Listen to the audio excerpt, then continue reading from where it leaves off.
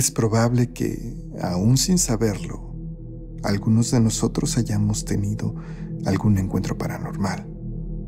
Probablemente y sin darnos cuenta, hayamos visto, oído o sentido cosas que los demás no podían. Los relatos que tenemos para ustedes el día de hoy hablan un poco de eso, sobre no darnos cuenta que estamos ante algo paranormal hasta que el fenómeno se ha dispersado. Así que si están listos y ya se suscribieron al canal, vayan ahora por una taza de café, reúnan a la familia, apaguen la luz y quédense con nosotros.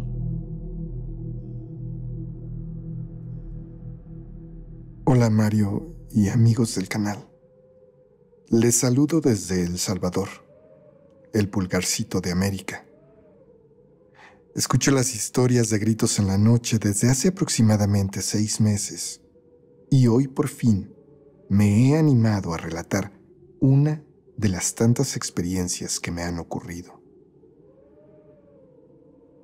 Toda mi familia cree en lo paranormal, a pesar de que provenimos de una tradición católica muy arraigada.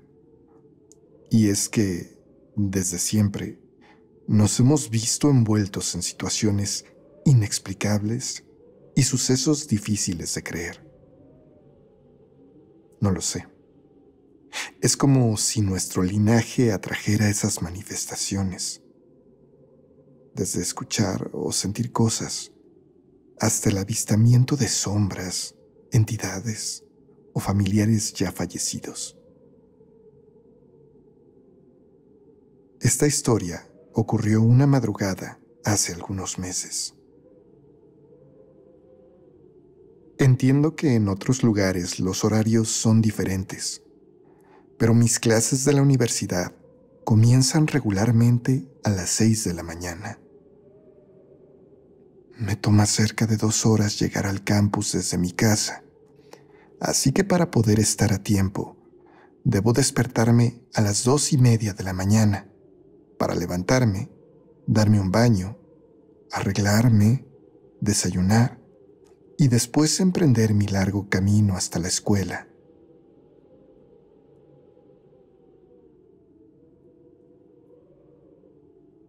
Aquella noche desperté como era lo habitual.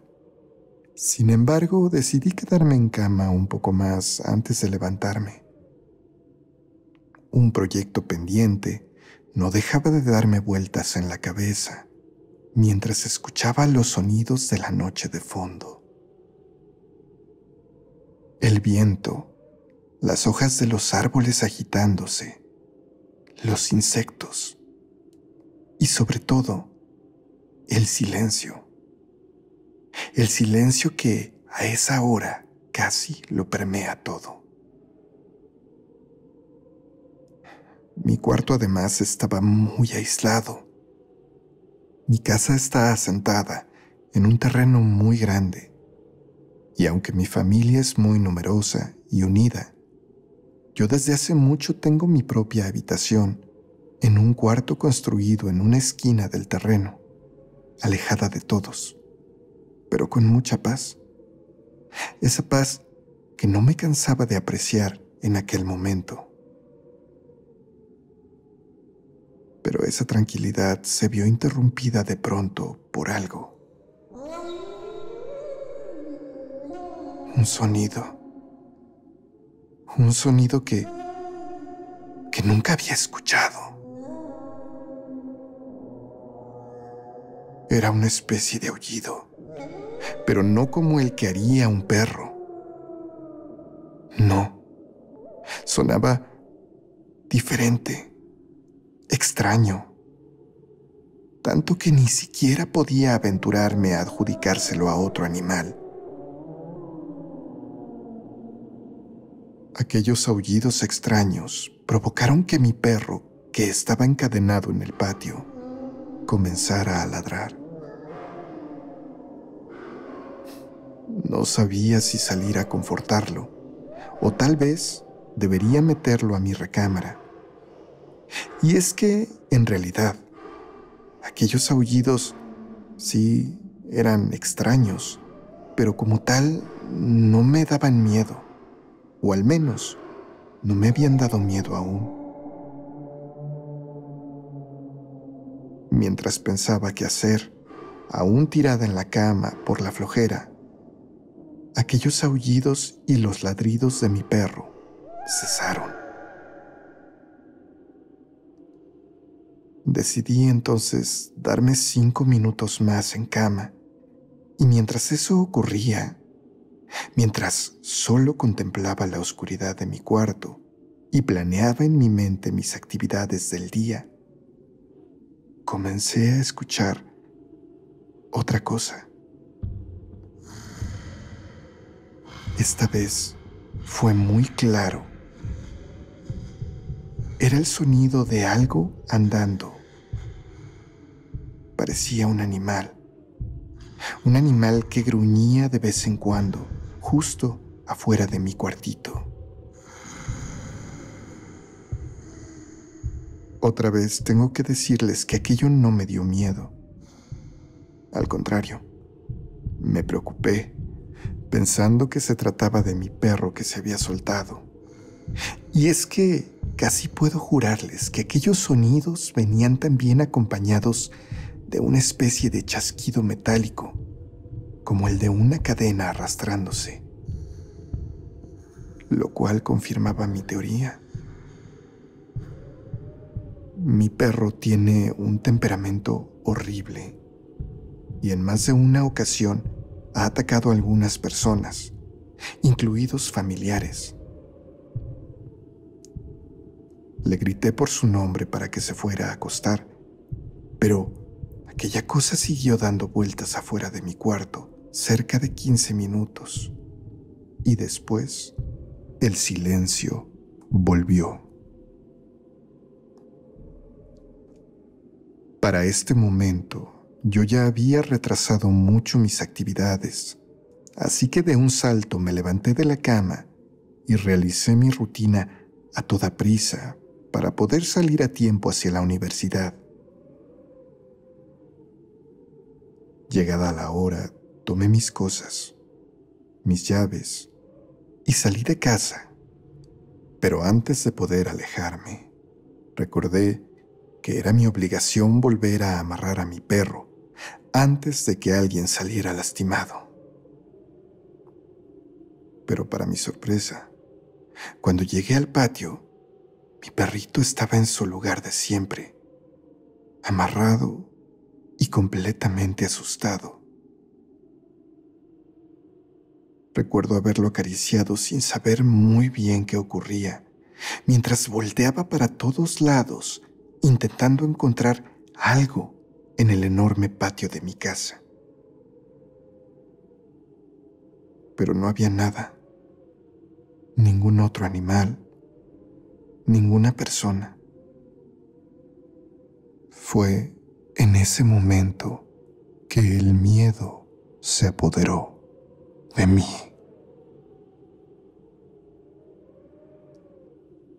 El patio de mi casa es tan grande que normalmente se utiliza para celebrar distintas clases de eventos. Fiestas, por supuesto, pero también los funerales de todos mis familiares. Además, claro, de que mi mamá lo ha prestado en varias ocasiones para velar a difuntos de familias vecinas que no contaban con el suficiente espacio en sus propias casas. Supongo que toda esa energía, todo ese dolor acumulado ahí, llamó algo esa noche. Algo que no es de este mundo. Hasta el día de hoy sigo sin poder descifrar qué fue lo que esa madrugada se paseó por mi patio. Y para serles sincera, estoy muy poco interesada en saberlo.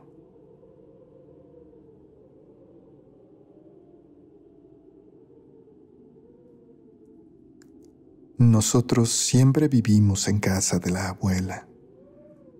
Y recuerdo que siendo muy niña, mi abuelita siempre me enviaba a recoger el pan con mi tío Manuel. Él era panadero y a mi abuelita le gustaba que tuviéramos el pan recién salido de la producción de la tarde. Normalmente iba a recogerlo cerca de las 7 de la noche.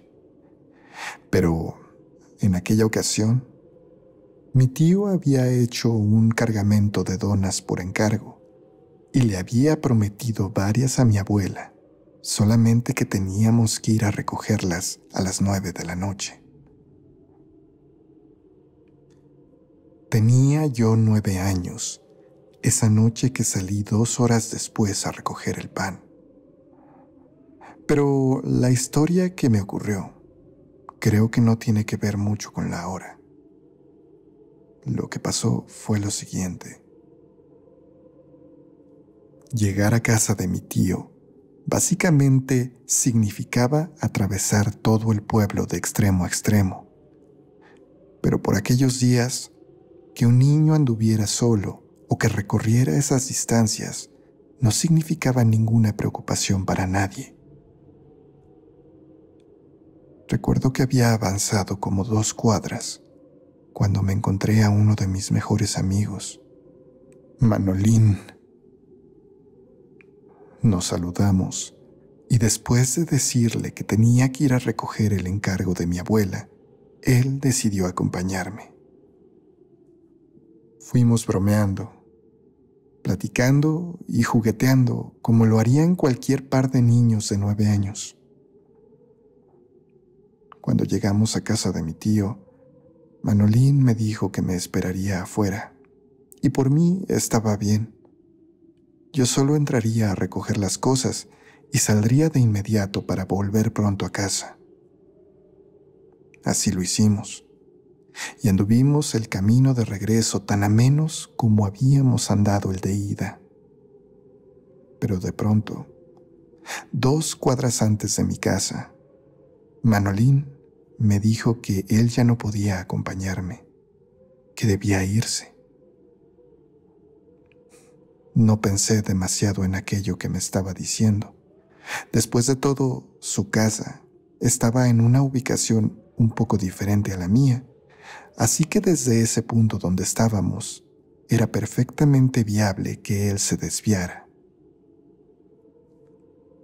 Llegué a casa, entregué el pan a la abuela y después no dije nada. No les comenté que había visto a Manolín, pero es que aquello era cosa de todos los días. A la mañana siguiente, la mañana del domingo, mi abuela fue a despertarme a la cama. Se veía muy consternada. No estaba llorando, pero estaba claramente alterada. Tallándome los ojos e intentando despabilarme, le pregunté qué ocurría.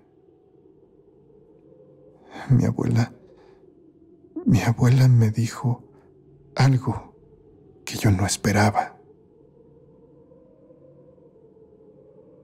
Manolín estaba muerto. Me senté en la cama. No podía entender lo que estaba pasando. ¿Cómo era posible que una persona a la que había visto pocas horas antes estuviera muerto? ¿Qué le había ocurrido? La abuela entonces me lo contó. Cuando salimos de la escuela el viernes, Manolín nunca llegó a su casa. Su cuerpo había sido encontrado el sábado por la tarde, en un riachuelo a unos cuantos kilómetros de ahí. Tenía signos de haber sido ahorcado y algunas otras marcas que indicaban cosas muy terribles como para nombrarlas aquí. Yo había visto a Manolín el sábado por la noche, pero de acuerdo a lo dicho por las autoridades, mi amigo había fallecido desde la noche del viernes. Esa temporalidad de los hechos yo en aquel momento no la entendí muy bien y me tomó probablemente casi 2 años en contarle a la abuela lo que había ocurrido, cómo vi a mi amigo, cómo pasé varios minutos con él, aun cuando estaba muerto. La abuela no se sorprendió. Al contrario, me reconfortó y me dijo que aquello había sido un regalo muy especial. Probablemente el alma de Manolín había pedido un permiso especial para venir a despedirse de mí. Por supuesto, aquel horrible crimen lo cambió todo. Los niños dejamos de salir solos. La gente estuvo alerta todo el tiempo, pero el culpable de lo que le había pasado a Manolín nunca fue encontrado. Y aquello que me dijo la abuela, aquello sobre que el alma de Manolín había venido a despedirse de mí. Bueno, me gusta creer que eso es cierto, pero no dejo de sentir un escalofrío cada vez que pienso en aquello. Como sea, espero que no se repita y espero que donde esté, Manolín esté contento, esté feliz y sienta que hasta el día de hoy estoy honrando su amistad.